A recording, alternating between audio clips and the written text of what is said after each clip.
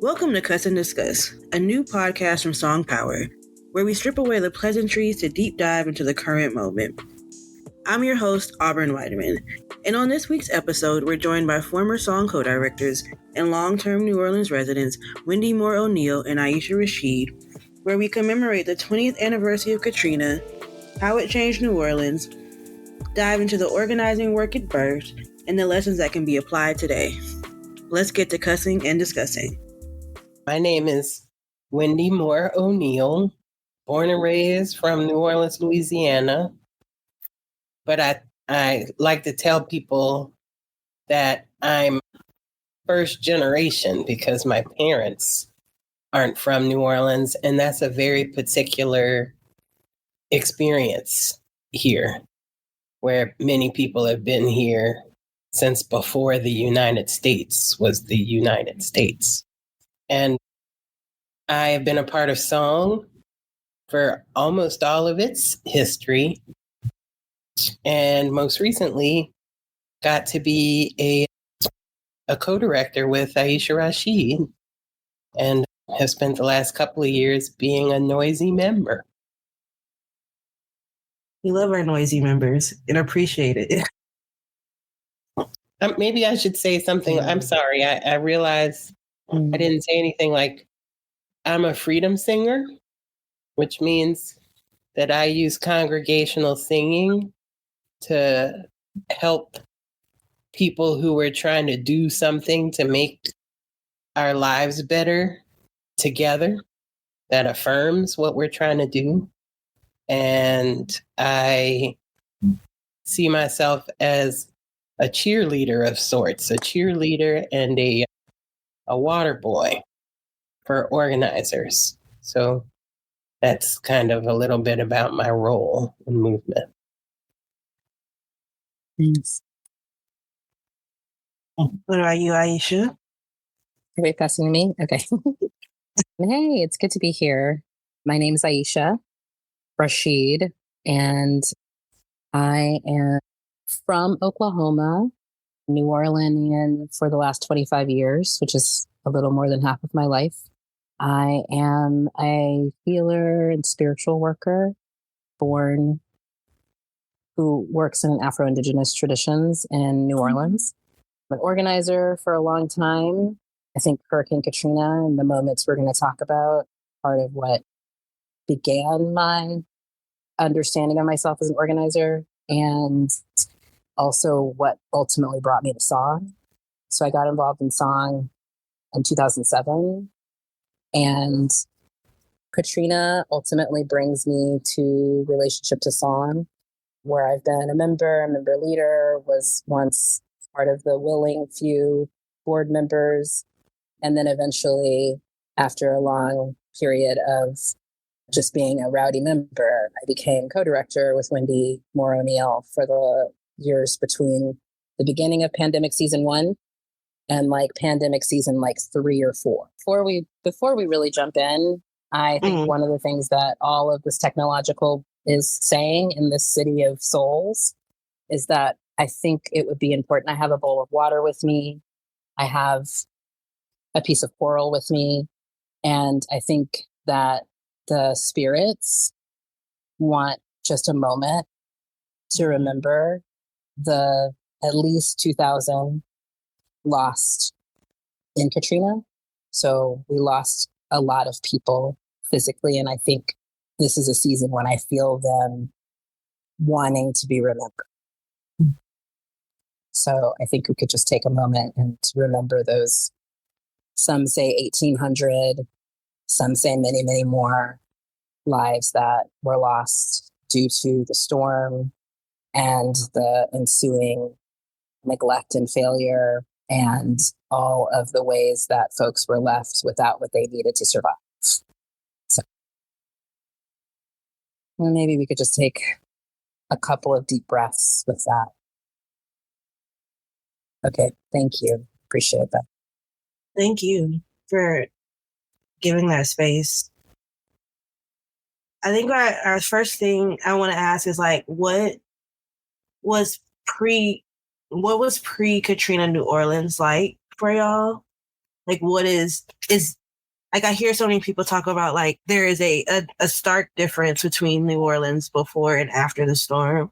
And I don't know much about New Orleans pre-Katrina. I can only say that as a child, I was mildly obsessed with New Orleans because I was exceptionally obsessed with Ruby Bridges. And had like as a kid had like loved Ruby Bridges. I watched the Ruby Bridges movie every day for like a straight year. Uh-huh. Always like attached to it. And a couple of years ago, me and my family went to the school, and like that's probably when like I probably never smiled so hard in a picture before. And so I think it's my only pre-Katrina attachment to the city. I think my family has grown to really love New Orleans and think of it as like a second home, but that is a post-Katrina New Orleans. So wondering like, what is that New Orleans like for you when you think of it? Well, I feel like I want to defer to you, Wendy, as someone whose history here is longer than, but I can also start. I mean, I was before you called for the silence, my intention was to start by talking about my dead. And it's actually, I don't think that there's often the recognition for the people who died in the aftermath of the storm because of the handling of the management of because of the conservative recovery effort. And so I feel, so that's what I think of. I think of my Auntie Bev, who died weeks after the storm. She just literally collapsed in the street when she heard that her daughters were going to continue to live in Houston. And she was the person who really raised me, was my mom's best friend. And I had to tell my mom that she died. That was one of the hardest parts of the storm. Think about Philip Johnson, was an artist. T-Bev actually founded the Rainbow Learning Academy that so many of our kids still go to now. Yeah. And Philip Johnson, who, when I was a kid, was a carpenter and was the house that we went to.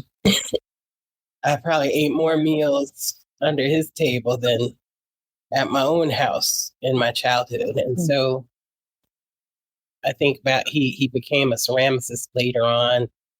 When he died, he had been teaching at UNO for many years. Anyway, and maybe I can also think to name Miss Teresa Elwa, who is an organizer and she and her family have a famous bar room at Second and Dryads, where all of it goes down. And she was an organizer, Safe Street, Strong Communities, and taught me so much about what it is to be engaged in a way that's deeply rooted with your people. So those are some of the people who are my dead. Oh, and how could I not mention Miss Althea Francois, who was a Black Panther Party member that all the party members name as the glue. And I met her actually through her daughter, Olga Francois, who was in DC with me at the time of the storm. And we realized our parents knew each other.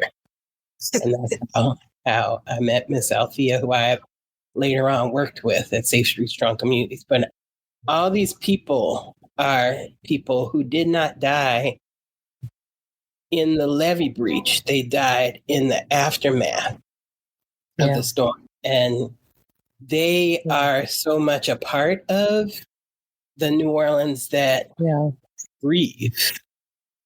because they taught me what New Orleans what life, good living tastes like, what in the meals I had at Uncle Philip's house, and connection to him and his wife, Aunt Jeannie, and her mother, Madeir, taught me what it is to be a part of a multi-generational family, and what Mardi Gras is, because we did all our carnivals together. So Miss Althea taught me what it is to have generational connections, even though I didn't meet her. I met her daughter.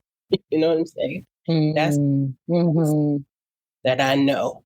That's the New Orleans that I know. A New Orleans where we be in a way that centers what makes life worth living. Yeah. I mean, I think New Orleans, all of it. Okay. It ain't separate. Yeah. I think that New Orleans it is such a strong, there's energy and vibration that this land location creates is so specific and powerful that it comes through now. So I won't say that I feel like everything about New Orleans changed, right? Like I think a whole lot of New Orleans is still New Orleans, and I'm grateful for that. But I think I would say that there's kind of less awareness of how bad things can be in people's day to day. Like I feel like New Orleans before Katrina, to me, and granted, I've lived here for 5 years at that point. So my context was a place that really embraced living and joy and practices of joy and celebration, and and had like just a wicked sense of humor about so many things, and a kind of like, that people say laissez le bon temps rouler, like let the good times roll. Like I feel like that wasn't about just like we party all the time. It was like we will always seek joy and see the possibility of joy. And I think that since Katrina, which is the bulk of my time in New Orleans, right? So I love a New Orleans deeply that has grown since Katrina in certain ways. And I think that there is more of a sense of like anxiety, or like, don't let the good times be too good because it could come crashing down, like a different kind of grief in the city that I think is insignificant. I think that, as the population and demographics of New Orleans shifted. So it's still a very Black city, but it was even more Blacker than that before, So I think that shapes things. Like, I feel like New Orleans is just a little bit more softened to the kind of the kind of capitalism where there are Starbuckses, and the kind of capitalism where everything needs to move fast than it was before. It still resists that. I think New Orleans beautifully, consistently resists capitalism in certain ways and remakes capitalism in certain ways that I honor and love and respect and am grateful for.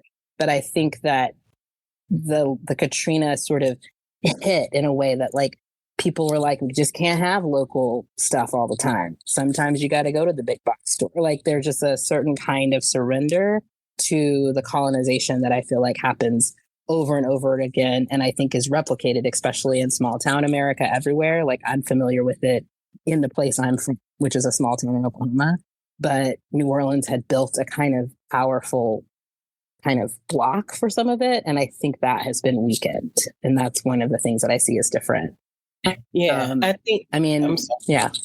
No, go ahead. No, go. No, I mean, you're stimulating me. I'm like, actually, New Orleans is one of the most African cities in the United States. And that's not just my opinion. That's a fact. Because in the 1700s, when Louisiana was claimed,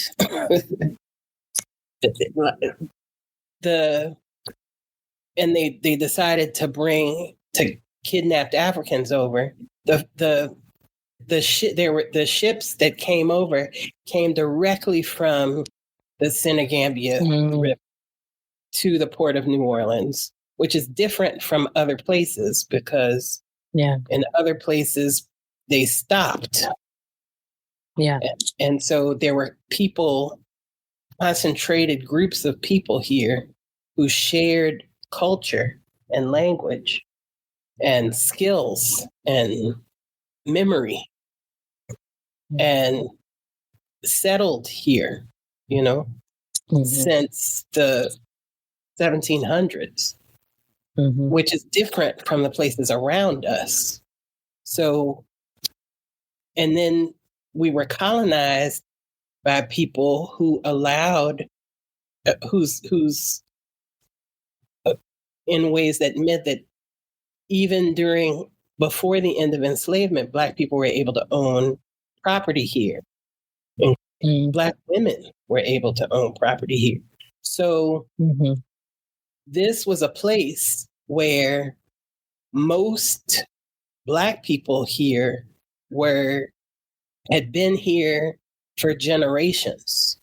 Whereas, and that's something that, I'm sorry. And like the neighborhood Treme, which is the oldest Black neighborhood in the country, had been a place where people had that property in their family for 5 generations and 100 years. You know what I'm saying? And by the time, 20 years after Katrina, in less than 20 years, Treme is mostly white. Yeah. So to me, that's an example of what I mean. Of some of the change in New Orleans, like before the storm. And not all of this was positive, Before the storm, our economy existed in such a way where, as a person out of college, I didn't see opportunity to earn a living here. And it was actually only after the storm that I was able to find income here. But before the storm, it would just be New Orleans was not a transient economy. There was, the economy had really not changed for 100 years. And after the storm, in less than 5 years, things were different. Like before the storm, my nephew was in a school that didn't test well, but if the bathroom was bad in his school, and so he would walk home to use the bathroom. The school he was in, all of his teachers knew all the other school-age children in his family. And when he looked, and his mother and his grandmother and his aunties and his cousins, and when he went to school in DC after the storm, nobody knew who he was. Let alone who his mother was, and didn't even wonder who his grandmother was. And so that's to me some of the difference. That's hard to capture the name in a sentence, kind of. Yeah. Well said, Wendy. It's everywhere, the change, and nowhere at the same time, and things, like I said, so much of what I know of New Orleans is in the what people made out of Katrina times. But still, like before Katrina, I moved here obviously in 2000. And when I would meet people, they would be shocked. You moved here? Like, especially Black people meeting me as a Black person. They were like, why did you move here? And they would be happy. Like, we're so glad you're here, but very like, that's an odd choice. And since, that isn't how anyone, like, new people coming to the city are not received in like sort of, we're surprised you would come, like, but more like, can you get it together to not try to change everything to be the way that you think it should be? So I feel like those are the arguments and fights. And I didn't feel like that was the fear of being forced to change didn't feel as loud to me in New Orleans before Katrina. you know, folk were like, we'll never change. Like, even stuff that we wish would change. Like, yeah, it's, to me, it's like, and I can't remember who I got this from, but it's like your mama died. yeah. For me, the Katrina was the death of my mother. The way home is your mother. And the aftermath since then has been doing all the things that you have to do with a death. You know, like you handle the insurance, you deal with, you know, the debt, figure out what to do with the stuff, and begin to learn and bump into and accept what is gone, and discover what carries on, you know? Yeah. And so to me, the New Orleans before Katrina died, as she has many times before, and a new New Orleans, indeed. Yeah. You know? Yeah. And they're not a New Orleans that didn't have the people who were here before, you know? Yeah. I feel like sometimes when people talk about the New Orleans, there's kind of this erasure of a connection to the people who didn't leave and who didn't want to leave. I'm sorry that doesn't say it in words the way the feel of it is, you know, but I'm not talking about the covering over or erasure or pretending folk away. I mean, what happens when displacement happens and things are different now? Yeah. And I feel like it's another that connects us. Yeah. To people all over the globe. That's what I was going to say, Wendy. I feel like one of the things, just to also, there's a lot of loss in what changed, but I think some of what's gained is that I do feel like I witnessed New Orleans understanding itself broadly as in relationship to other people who are also struggling, as opposed to isolated or like, ain't nobody else like this. And always there have been some who knew that. It's not to pretend, you know, there are organizers and wise people who have been saying that since always. But I feel like widely New Orleanians began to see, oh, we are in a relationship to the peoples, like a global reality of climate catastrophe, for one thing. I mean, and also to places that have lived with water. You know, like I think about, there was a lot of relationship to the Dutch for a little while. And I think still there's deep relationships to Dutch folks and people in Venice, like, and other places that have had to live with significant water changes. And then, you know, I feel like to other places, I mean, and then in the 25 years since, right? Like, I feel like New Orleans has just learned and witnessed again and again and again, the relationship that we have to other places in this colonized Turtle Island that are also left abandoned, under-resourced, whose infrastructure is crumbling. Like, I think New Orleanians may have felt alone in some of those things. And now we see it is not just New Orleans that's having that experience. It's not just New Orleans that is being where the people's resources have been scuttled away and our infrastructure is actually not what it should be for, you know, I think about Texas, right? Like the people in Texas being like, oh, we didn't have a system to warn us. Oh, we didn't have actual plans for an emergency. You know, like that was New Orleans' experience too. Like we lived in a place that we knew hurricanes came. How come none of the infrastructure to care for people in the aftermath of a disaster has been built, even though we've been knowing we need it for generations, you know? So I think that has been a really powerful way that New Orleans is shifting, is seeing ourselves in relationship to. Because like we were never abandoned by the people of New Orleans. You know, the people of New Orleans have held and kept us. What we were abandoned by the pirates, you know, of the city, state, and federal government that never sees itself as accountable to majority Black electorates. Right. So even though everybody who lives in New Orleans is not Black and was not Black, they all had to suffer the consequences of being treated like Black people because we're a majority Black electorate, you know? Yeah.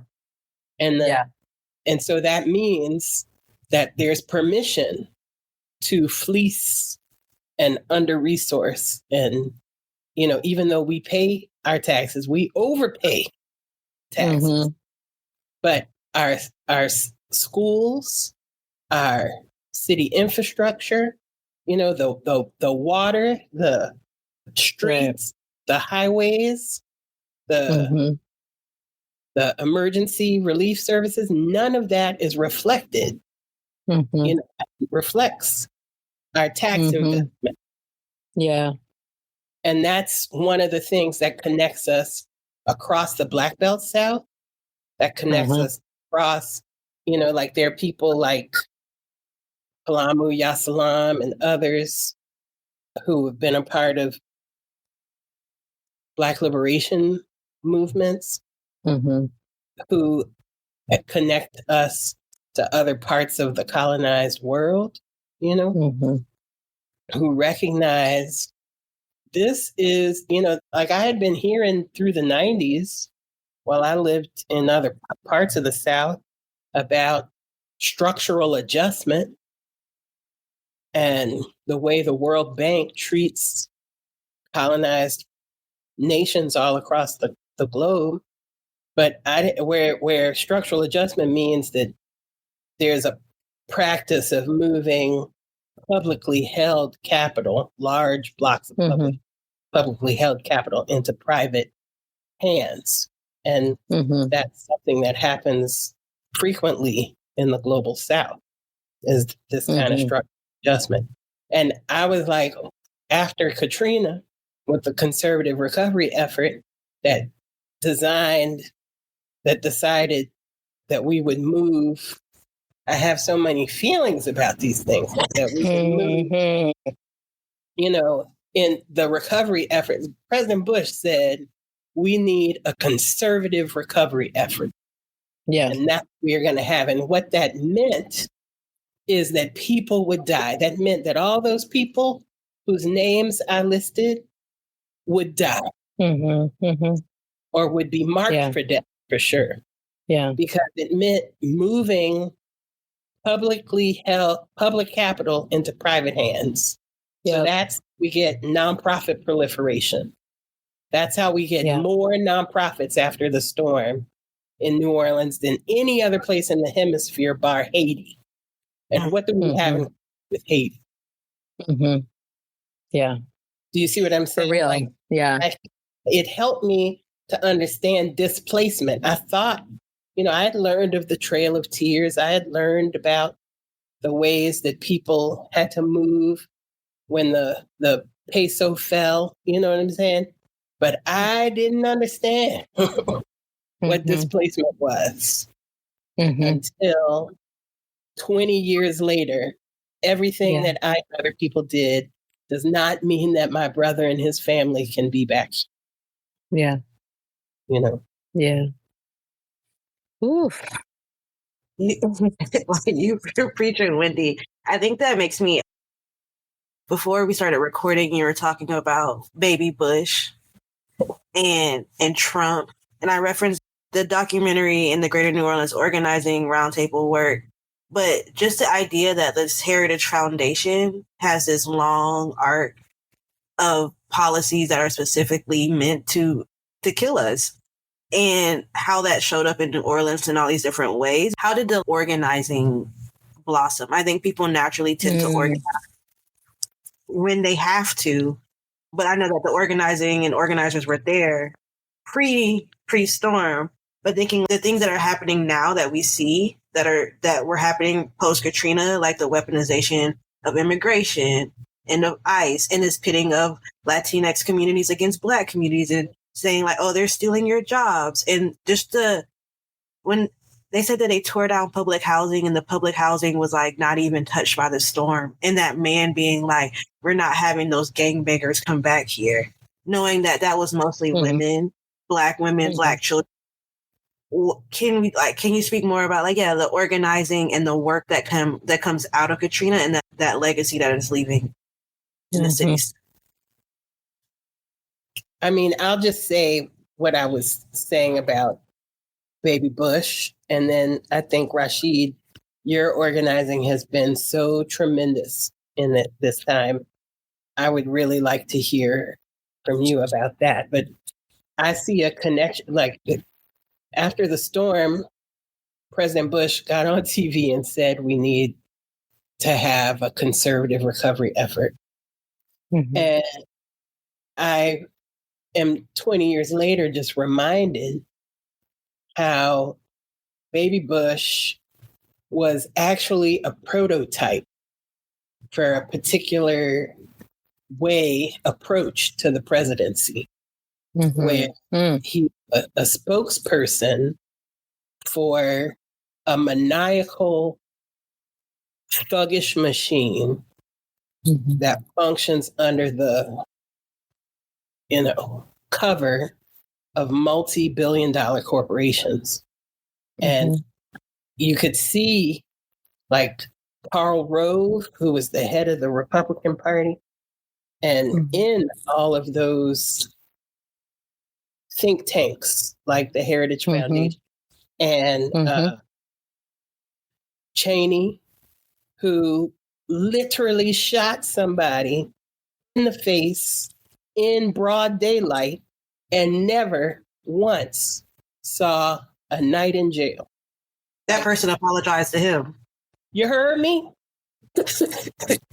These are this baby, they are killers and do it through policy. So blatantly, that these policies are not, they are violent. They are boldly violent and set forth a level of inhumanity like the planet may have never seen. So the organizing that happened in the face of that is what actually has taught me what real power is. Like all of that power that the system, that systemic and institutional power that Baby Bush and those since have, I understand it to be impactful. Yeah. But I have the young people of the Fire Youth Squad and the young and the parents of the New Orleans Parents Organizing Network and the neighbors of Safe Street Strong Communities and on and on and on and on teach me what real power is. And I understand real power to be the power to have a life worth living. Well said. Yeah. Yeah. I mean, the organizing posts in that aftermath was so powerful. Like, I mean, I learned everything. I became an organizer, understood, this is what organizing is in those, especially the first decade after Hurricane Katrina. And I think part of it was just like in the shocking horror of the collapse of the state, many people also moved into the opportunity to make a way out of nowhere. And we collectively did some incredible things, like things that I could not have imagined, that were self-determined, things that were community responsive. I think what I said earlier about how the spirit of New Orleans is powerful, and I feel like it's still very much alive in here. That's because of that, right? Like so many things that could have been, right? So there was a period of time where the folk that Wendy's talking about and their kind were like, let's just, bulldoze over New Orleans and make it a big green spot and a playground. We'll put some amusement parks and people like to come there to get drunk, right? Like, so that was the mindset. That was the idea. That was the plan. And that's not what happened because people refused, right? Like people refused. And a lot of that was driven by organizing that had been going on for generations before. But there was this kind of beautiful pocket that happened where people who might not have ever thought about joining an organization were like, now see here though, hey, I don't know about I don't know about all the words that people are saying necessarily. I'm, at that time in my life, I had not heard the word abolition used in the way that we use it now. So I didn't, but what I knew is that when I tried to come back home to my neighborhood, a police officer stopped me and I was actually first excited to be welcomed home because I was like, I'm home at last. Look, we're all home. And instead, even though I was sitting in the back of the car, demanded to see my driver's license and gave me shit because it was suspended. And I'm like, now I'm not driving and you're trying to check out whether I live in my home. That this is about neighborhood. Like you could just see so clearly that it was like, we're not going to let this Black woman come into this neighborhood, even though I was coming in my home for the very first time to see whether or not it was still there. You know what I mean? So people were having those experiences and witnessing it. And I was in the car with two white women who also were like, what the hell? And all of us, so there were people organizing across race and class in ways that I did not imagine possible. And I think it helps me see what can happen. That when people actually see each other and are not being told that these other people are trying to take from you, that folks came together in conversations that were incredible. Folks made, folks made clinics for each other. Folks took over buildings that had been abandoned and left to rot and said, we need housing. So we're going to turn this into a place to live. Folks made massive public arts in places that you would not have expected. One of the things that I find charming about New Orleans and is a big memory for me post Katrina was just there. So there was no technology supports really, right? Cell phones weren't working. It was really kind of almost pre-internet, especially in New Orleans. There was a little bit of internet happening, but you couldn't really. And folk just made signs. And so you would drive around the city and you could see a sign to tell you where to get your groceries, who was gutting a house, how do and it was just you'd see these homemade signs. I still have one that I saved from back then that I just hold on to as a memento. But just the way people were we embrace each other, my home was, so I was not here. I evacuated and was gone for 6 weeks, 6 really sad weeks for me and really disturbing weeks that were also really beautiful because I was held in community. And I couldn't be here, but my home was not flooded. So I was blessed to be one of the homes that wasn't flooded. So all I had to offer, I didn't have nothing to offer except a house that wasn't flooded. But I offered that, right? So I offered that. Many people came through and stayed at my house and lived in my house.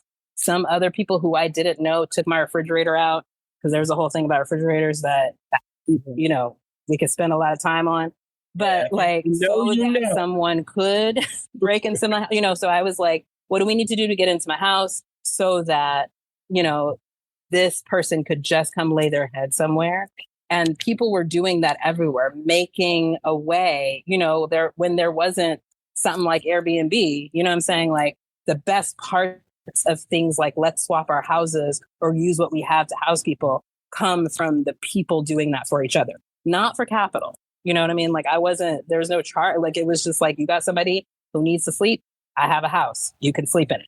Right. And that was how we made it. And that was how we did it, And I also think even at the time, I remember often feeling very frustrated and some of the work being about this influx, right? There was this descent upon New Orleans of all kinds of manner of people, some of whom were coming to make a quick buck, some of whom were coming to try to help in their own ways, some of whom were coming with true open-hearted attention, all of those things. And I also saw New Orleans really come together around being you came to help, let us sit you down and help you learn how to help. A lot of that happened, a lot of political education with folk, many of whom were young, white, queer, people coming from places and just their hearts telling them they wanted to come and help, but they didn't know what the hell, you know, I mean, then they got here and didn't know what they were doing. And it was Black New Orleanians who would say, come on in, you know, if you're actually here to help, here's how you could actually help. Go gut this house, go take this down. And like the rebuilding of the city is so much because of people rebuilding it with each other, right? Like it was not primarily the state. Now, eventually the state and the federal government with funding provide the resources that eventually put some of our institutions back upright, questionably. Like, but you know what I mean? Like what you're saying, what Wendy just said about schools, right? Like the buildings needed help long before Katrina. And now it's true. New Orleans has some of the nicest school buildings in the country.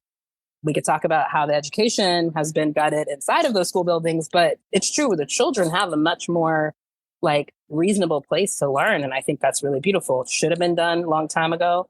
Like, you know, but it was the organizing of people to say, we're demanding the school reopen and we're organizing to make sure these funds actually go where they need to go in order for all of these buildings to be reopened, and pushing back on these like just blanket, you know, we're going to remove who was here and replace it with different people attitude that initially was absolutely, you know, the Heritage Foundation's plan for New Orleans was not for New Orleans to be what New Orleans is.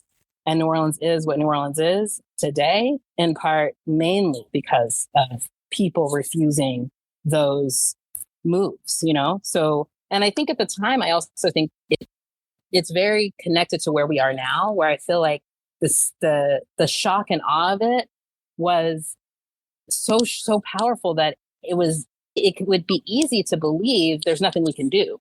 There's no way we can push back. This is so big. It's so huge. And there's nothing we can do. And I think what I learned is that there's always room to move into the openings.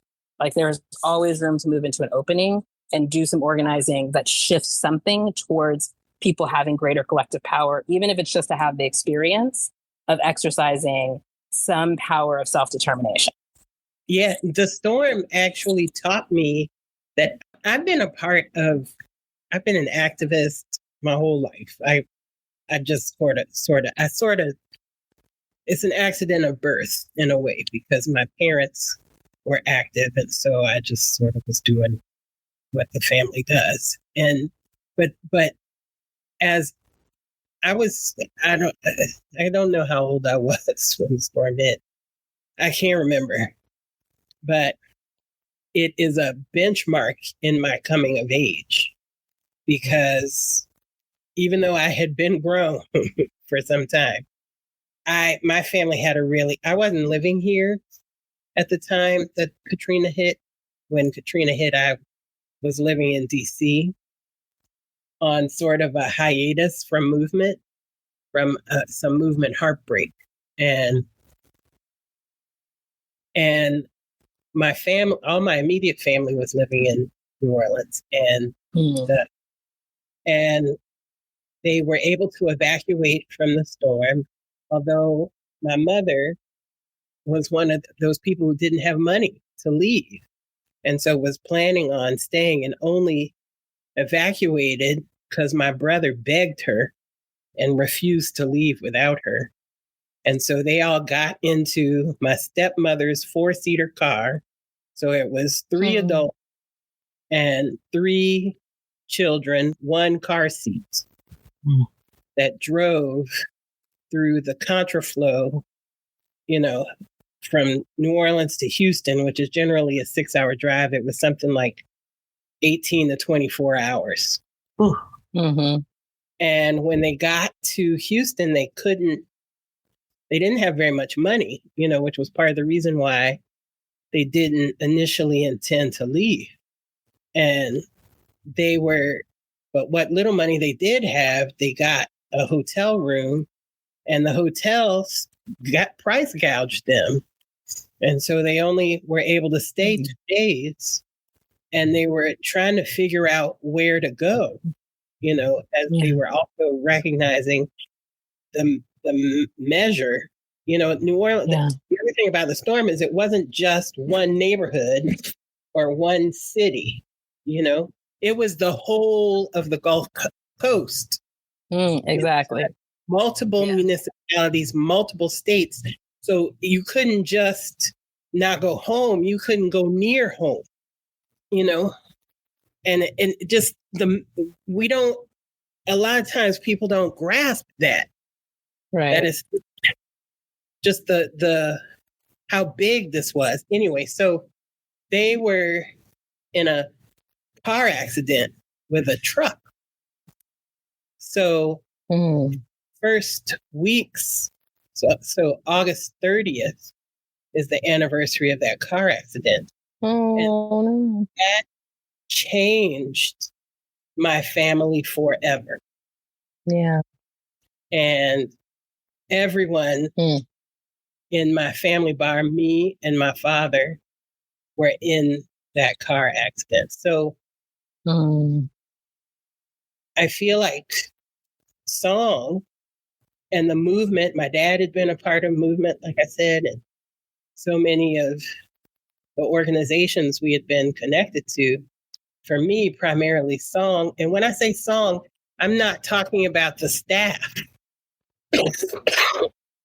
and necessarily even the 501c3, but that kinship network, the people I had stood shoulder to shoulder with and who had been my teachers, and some of them people I had disappointed and embarrassed, were the people who got me plane tickets to get to DC, to get from DC to Houston and places for my family to stay, and helping to think about how we could move forward.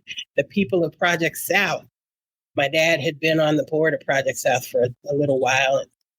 And, just, I can't say that so many people I don't even know who came together and helped us craft a way from the present into a future.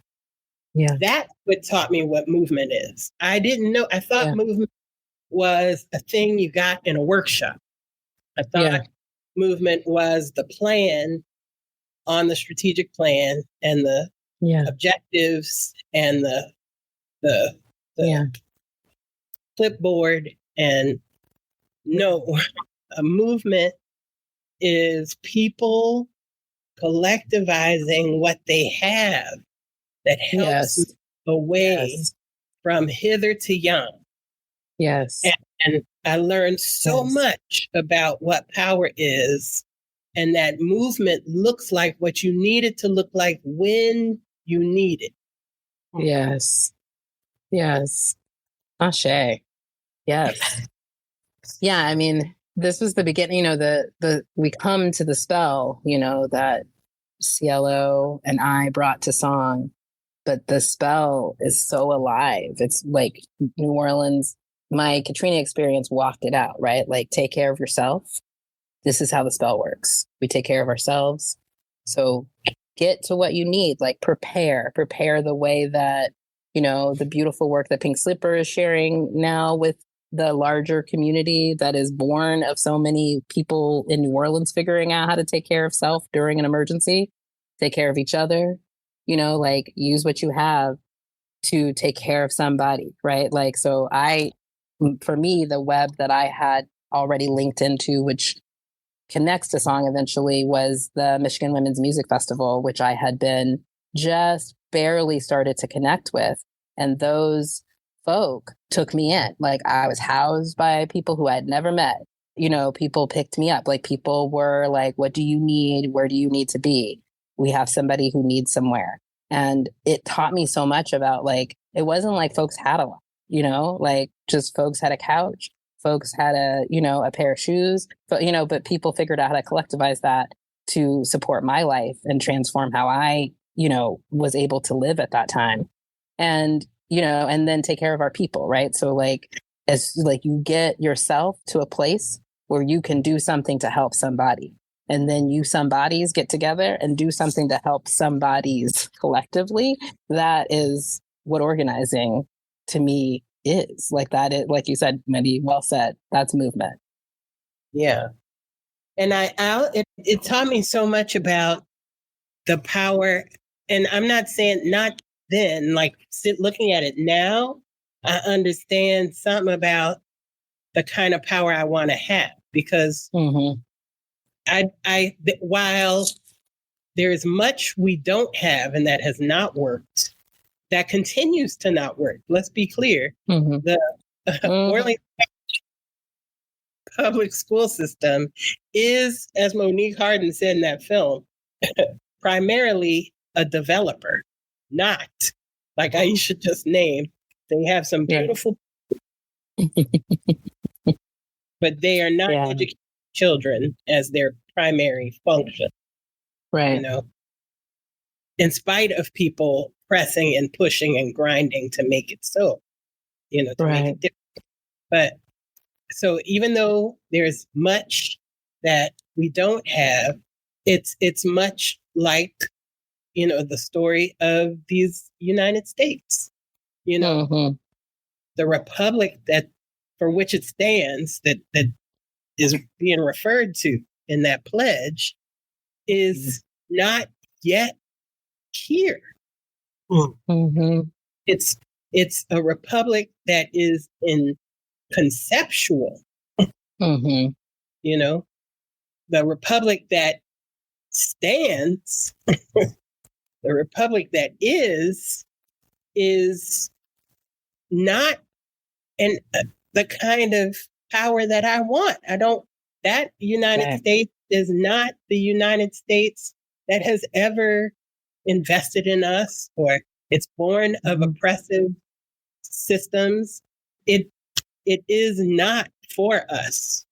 Right. And I'm not trying to pretend that I haven't needed it. I know it's complex and complicated, because without the state, even the state as it exists is better than nothing, Yeah. But I'm just trying to say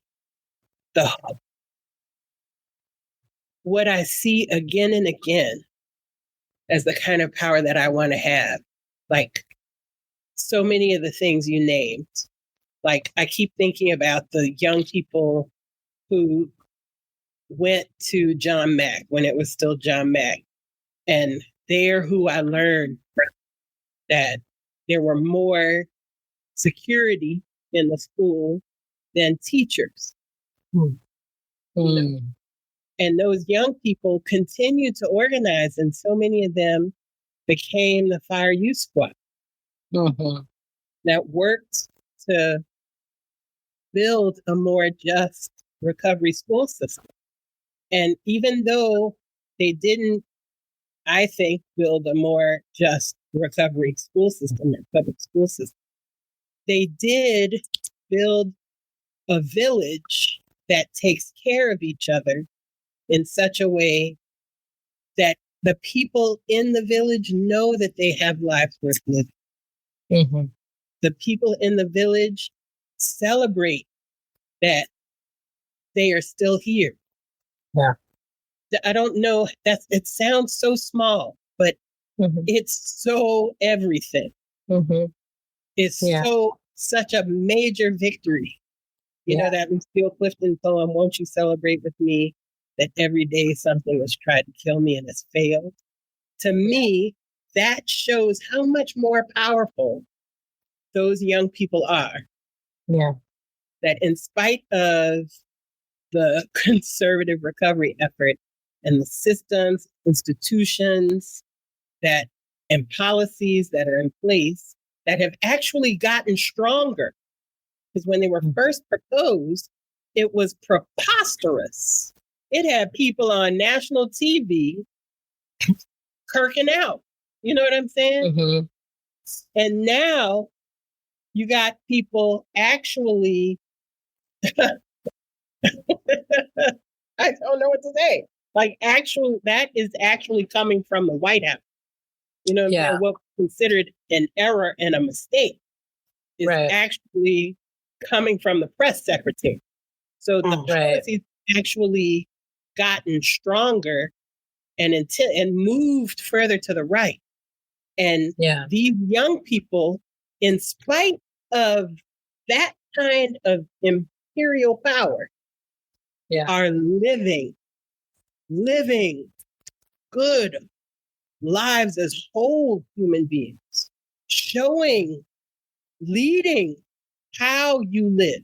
You know what I'm saying? How many organizations these young people have been a part of founding, like the idea of the Trans Day, not transitioning from Trans Day of Remembrance to Trans Day of Resilience, come from some of these same young people. Yeah. And you see what I'm saying? That is power. And that's the kind of power I want to. Ooh, I'm all worked up. I don't know if I made any sense, but I think you did. I think you did. Yeah. You laid it out. What you're saying, Wendy, also I wanted to say just the land that never has been yet is what I hear you talking about. Like how the Langston Hughes poem that talks about how the U.S. ideals, we're far from them. And we seem to be not even pretending behind them anymore. The United States is not even trying to be that land anymore. At least the people who currently keep in positions of authority. And I would say that many people who live every day under that authority are actually still trying to make a way towards what we actually deserve. But so we have to remember. Right.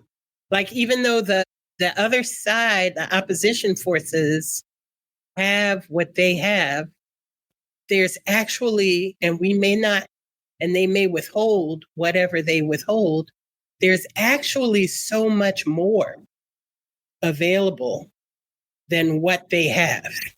Yes. You see what I'm saying? Yes. So even if we lose access to what they have, which is ours, there's so much more. There's so much more. Anne Braden said it better. And I'm just thinking about what she said, but I can't repeat it, Thanks y'all for listening to my rant. That's what this platform is for. It is really a space where we can get those things off our chest. Everything you said, Wendy, was you were preaching. And I think it just really encapsulates this moment that we're in. I just remember I grew up in a news family. We always watched the news. And I just remember we spent so much time watching the coverage and just like how deeply affected I was by seeing this on the news and just hearing my people be called refugees and just see them having no access to food and water. I was a young kid. I was 10, 11, fresh 11.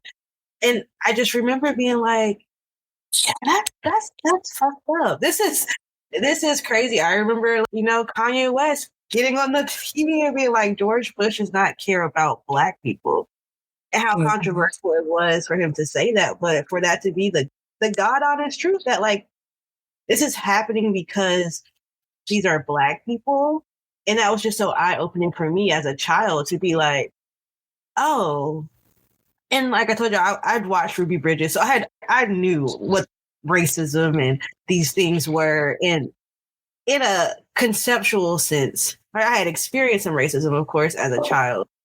But I had not seen systemic racism in that sense of like, this is still something that we're contending with. Mm-hmm.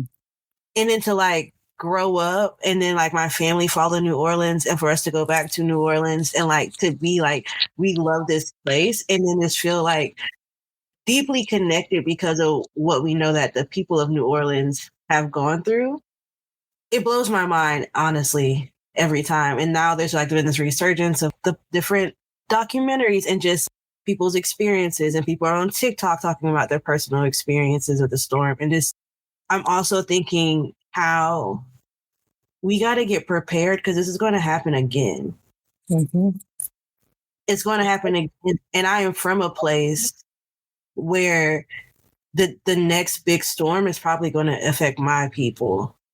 Mm-hmm. And it's like, what can we learn and take from the people of New Orleans, from the organizing work?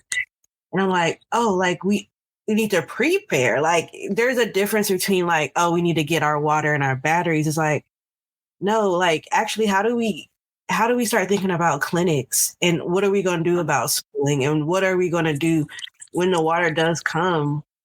And I think that y'all and the other people in New Orleans and other organizers have laid such a beautiful path and foundation for how we do that work. And so I'm so grateful that y'all have participated in this conversation, but I'm so grateful for the work that y'all have put forth that is like rippling still. And that will be like the pink slipper and like things that are coming out of these experiences that are preparing our people, because New Orleans was the first big one, but it's not going to be the last.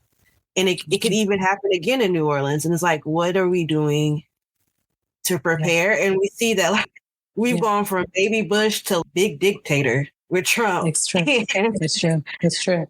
And it doesn't, I mean, and it might not be, that's the other thing. It might not be a flooding storm. It actually has been COVID, right? Like the disaster, you know, the like moments of environmental catastrophe, human driven environmental catastrophe continue to happen. And I think it's really important for people I'm so grateful to be talking about this, even though, you know, it's hard to talk about it. You know what I mean?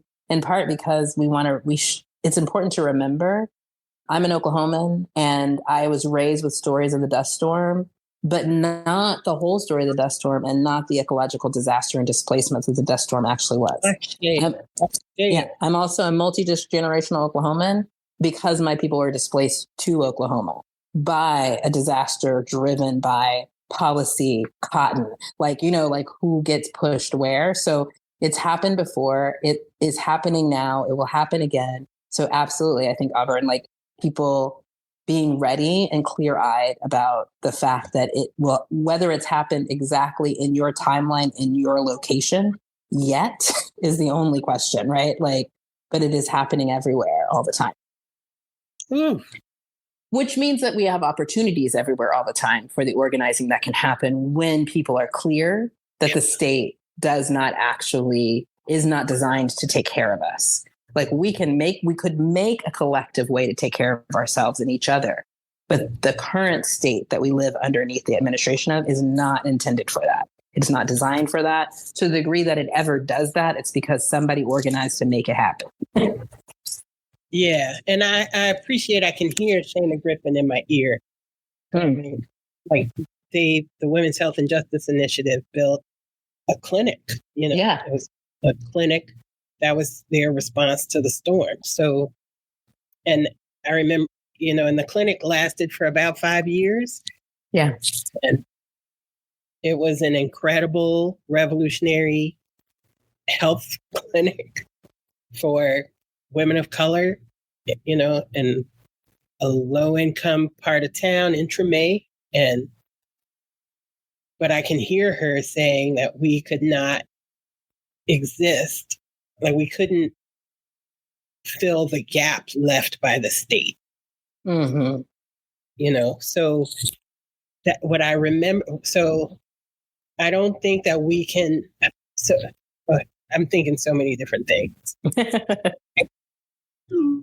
As we have a state that is accountable to us, even though it does not function that way. Uh-huh.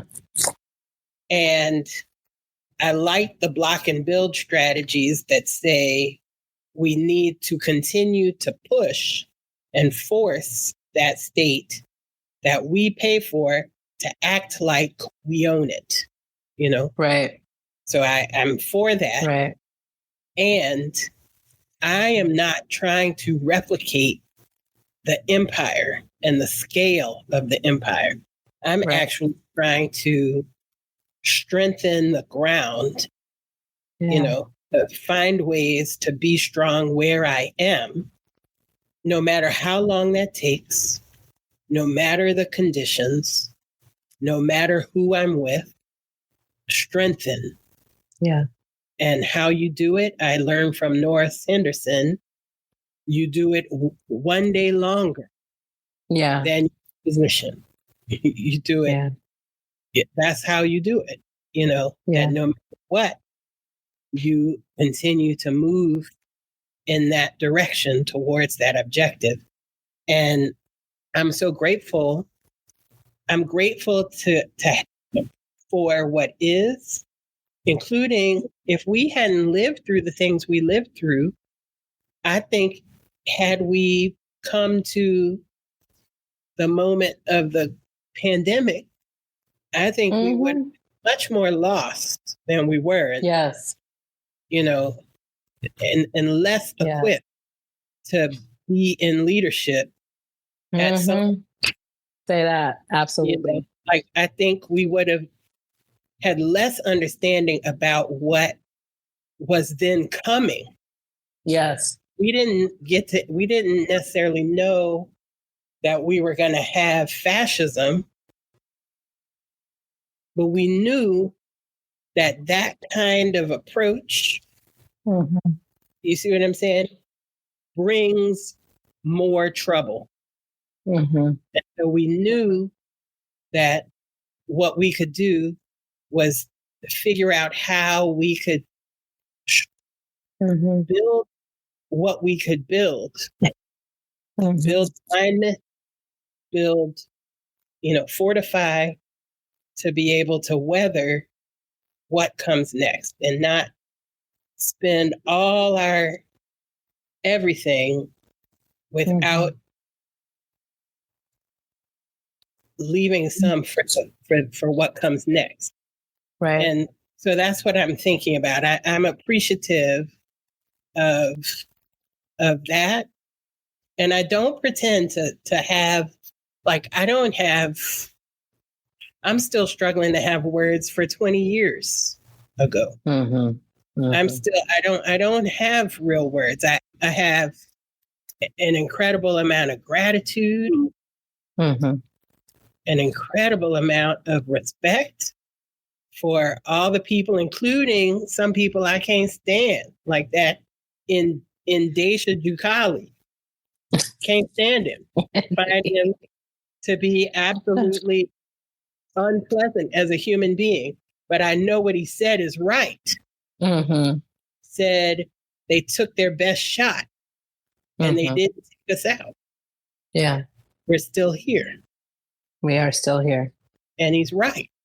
Yeah. And so I'm grateful to people, even people like him. Yeah. Okay. Wow. Wind us down, Auburn. We'll keep going. I could listen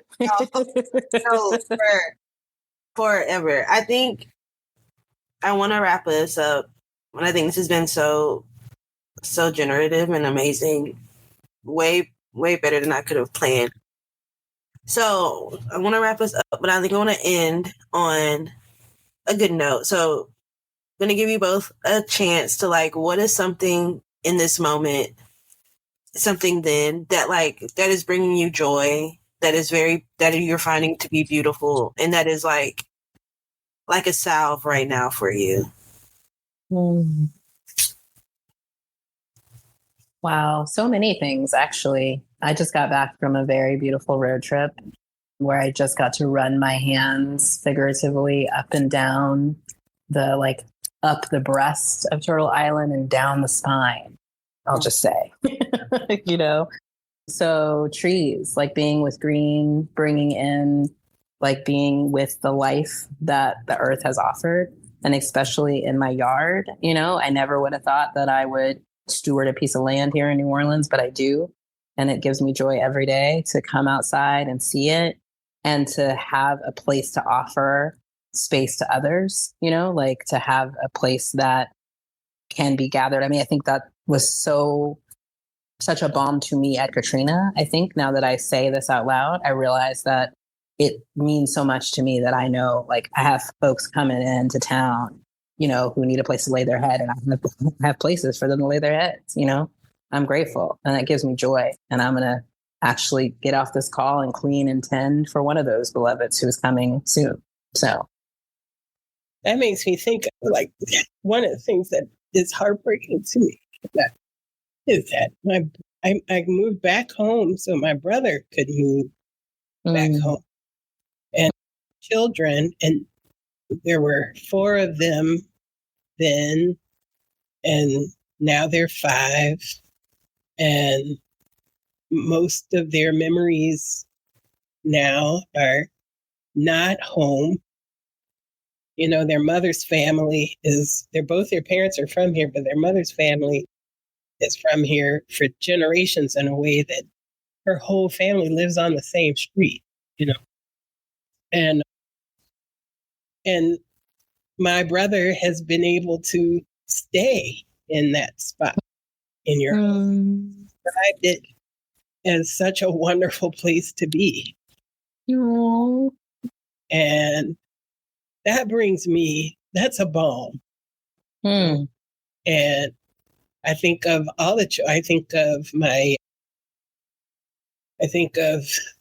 was just at a wedding, and they were out, and there were children. They are not children.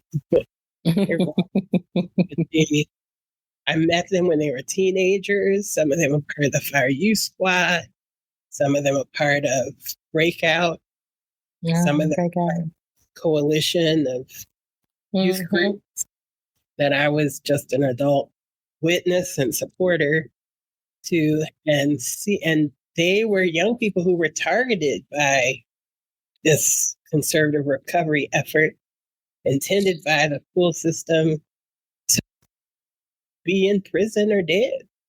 And here they are, you know, some of them leading such beautiful efforts. But I'm not talking about those efforts. I mean, I saw them at a wedding, blissed out. I mean, it was such a joyful atmosphere that the staff was celebrating, you know, such a joyful experience, and seeing people I claim as my people, like having that kind of joy. Yeah. That's the kind of power I want. That gives me balm. Yeah. I just want to thank y'all again. I know how tender this subject can be. Yeah.